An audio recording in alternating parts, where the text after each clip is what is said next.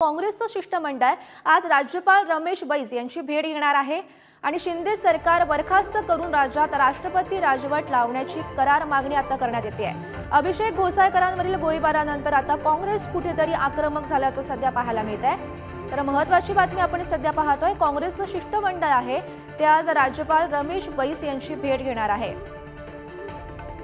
तर या संदर्भात माहिती देत आहेत आमचे प्रतिनिधी अजय माने सध्या आपल्या सोबत आहेत। अजय, आपण पाहतोय काँग्रेसचं शिष्टमंडळ आज राज्यपाल रमेश बैस यांची भेट घेणार आहे।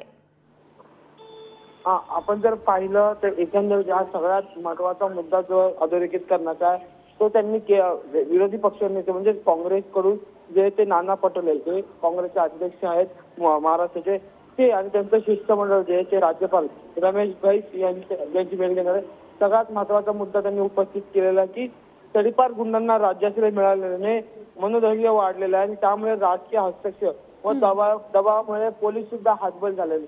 त्यांचा थेट असा आरोप तो सरकारवर आहे आणि त्यांनी म्हटलंय की या संपूर्ण गुंडांच्या पाठीमागे जे ते राज्य सरकार उभं आहे, त्यामुळे पोलिसांनाही त्यांच्यावर कारवाई करता येत नाही। त्यामुळे तुम्ही ते आज राज्यपालांची भेट घेतील आणि राज्यपालांना एकंदरीत सरकारला संधी देण्याचा द्यावी असा एकंदरीत मुद्दा जो तो उपस्थित करतील। आपण जर पाहिलं तर कल्याणची घटना असो, त्यानंतर मग मुंबईत नगरसेवकाची हत्या होते, अशा घटना ज्याच्या समोर येताना पाहिल्या त्याच मुद्द्यावर आता एकंदरीत काँग्रेसचं शिष्टमंडळ जे ते राज्यपालांच्या भेटीला आज दुपारपर्यंत जाताना आपल्याला पाहायला मिळणार आहे।